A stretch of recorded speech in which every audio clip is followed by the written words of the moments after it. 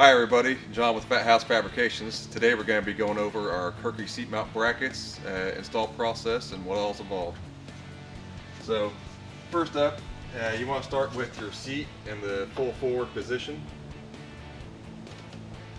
Go ahead and roll that forward.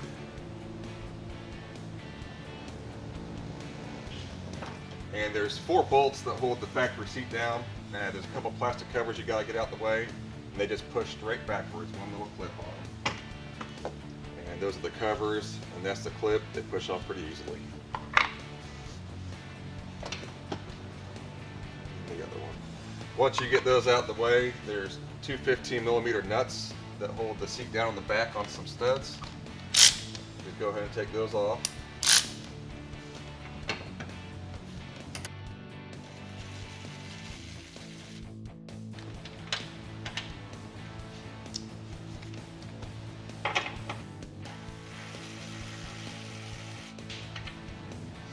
Once you have those nuts out the way, go ahead and roll your seat back. And another thing we're going to do, because we have to pull the seat out of the car, the headrest kind of takes up a decent amount of room. So now we've got our seat back. There's a little button here you push that allows it to come up. And then on the other side, the inside rail, there's one more little safety lock you got to push in, and then the whole headrest will come up and out. Let's go ahead and set that to the side. And then in the front, there's 2 13mm bolts that bolt the seat in.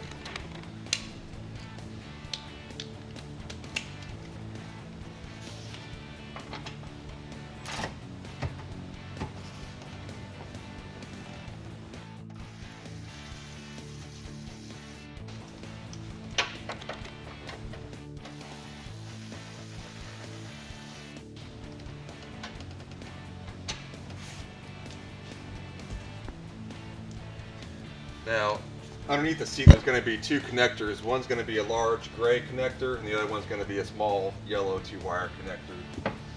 So roll your seat back like that, you can get to them. And the large connector has a pin right in the middle, tab right in the middle you push down on, and then the yellow one, it's kind of on the back side of the connector, and then it'll come undone. I'll go ahead and pull the seat out, and then I'll show you what those connectors look like.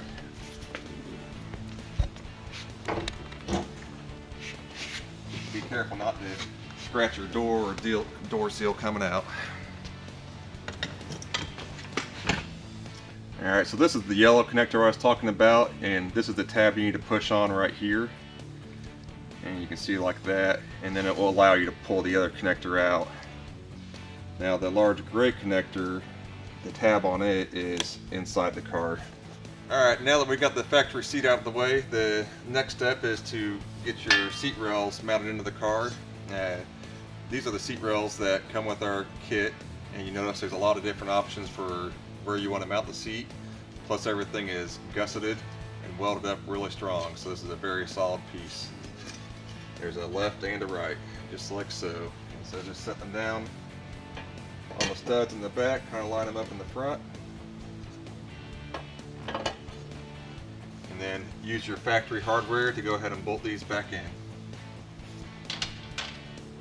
Start with your front bolts because it's going to push the bracket back, which is slotted back here, so go ahead and tighten your front bolts up. Get the bracket seated all the way back. Now you got the fronts bolted, go ahead and tighten down the rears.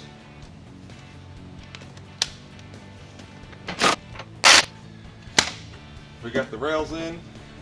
Next we needed to go ahead and use some 2x4s or whatever you have laying around to go ahead and kind of start rough mocking in your seat and to what position you want it. In our experience, typically on these cars, in the rear, you'll need about 3 2x4s high stacked up.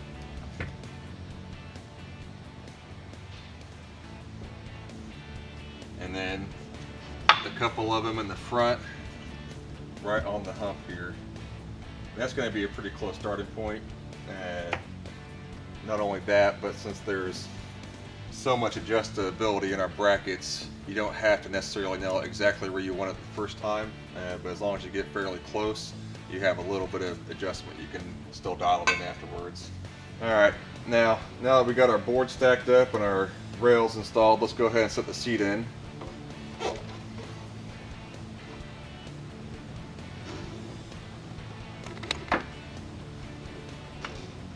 And you just want to kind of roughly eyeball it for now. Kind of go along with your passenger seat with about a 20 to 25 degree layback is about roughly where you want to start. And then take your first bracket on your driver's side and go ahead and set it up against the seat, and pay attention to where the holes are in the bracket that bolts to the rails and the side of your seat. And once you see what holes you want to start with, kind of somewhere in the middle, go ahead and mark that and start a bolt in this to get the upright mounted solid. So we'll go ahead and lay the seat back a little bit and grab one of the nuts and bolts.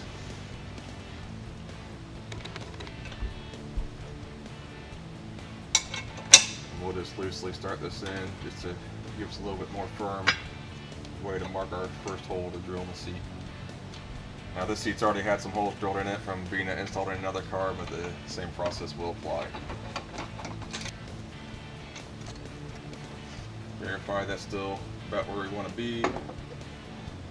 Slide the seat down. Forward, that looks pretty good. Now you got that one you can kind of lean against a little bit. Take your second bracket that goes on the inside, slide it into place.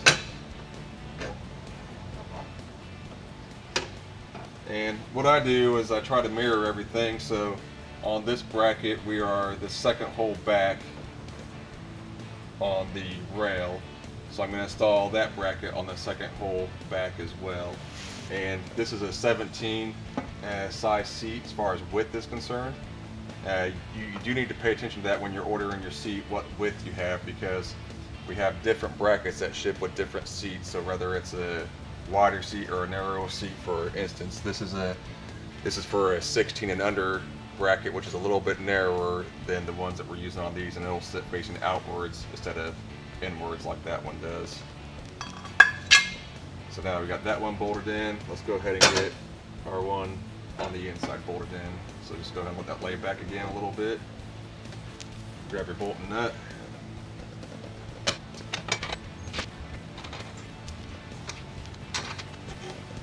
And put your board back down and go ahead and rotate your seat back forward again. Now it should just slide right down in between the brackets. If your brackets are a little bit loose, they do have slots in and out, so you also have a little bit of adjustment in and out as well. Alright.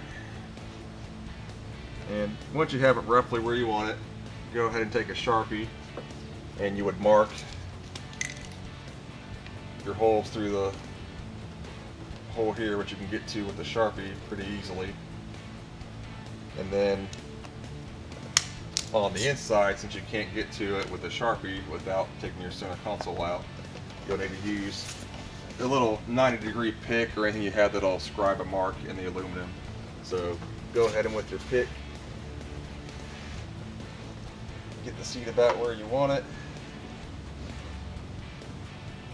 and reach through and scribe a line around. Same with on the front as well, the front hole. It's kind of hard to do, but you can get it in there, like so. Once you got your holes marked, go ahead and pull your seat back out and drill your holes.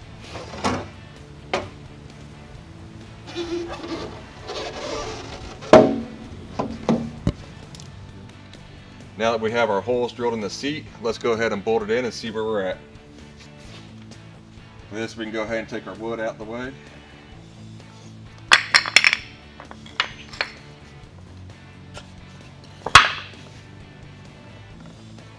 You still want to kind of leave these loose because you might need to do a little bit of adjustment, so I haven't really tightened these bolts down yet. Let's go ahead and get our seat in and see what we got.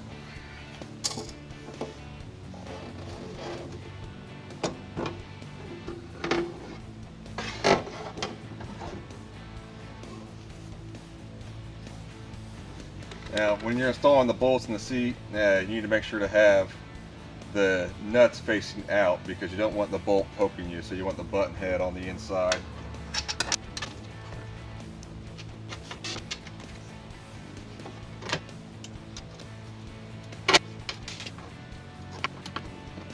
Alright, now we got everything loosely installed, so the seat's not super solid yet. Go ahead and grab the seat pad, put it on the seat, and then we'll sit in the car and see how it feels.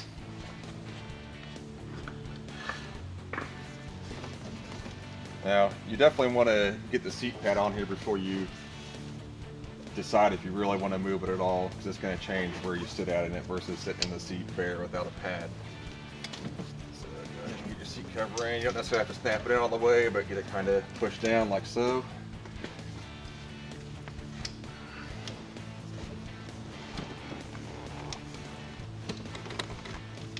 Verify it's where you want it, and it's pretty comfortable. In this car, like I said, you got a lot of headroom for your helmet, and if there was a cage running through here. Now, one other thing, if you decide you want to change your tilt before you final tighten everything down, it's just a matter of pulling your front bolts out. And once you get your front bolts out, we designed this to where it basically follows the bolt hole spacing, so you can go down another hole, up another hole, wherever you need it.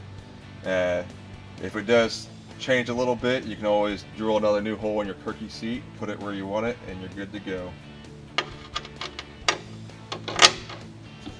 Now that we have that done, we'll go ahead and remove the seat back out, tighten our fasteners down to proper torque, and we also advise using a little bit of blue Loctite on them as well.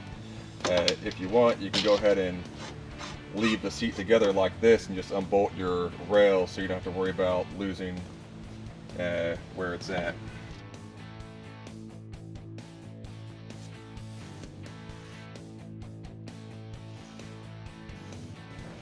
And we'll lift the entire seat assembly out. Alright, now you have your seat back out, it's much easier to get to all your hardware. And like I said, we recommend using some blue Loctite so you can remove one nut at a time. Apply a drop of blue Loctite. Put your nut back on.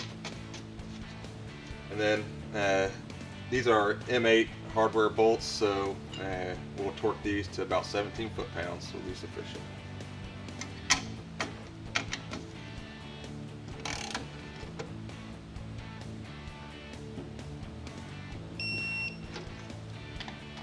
And just repeat the process on all your bolts until you're done, and then reinstall the seat back in the car.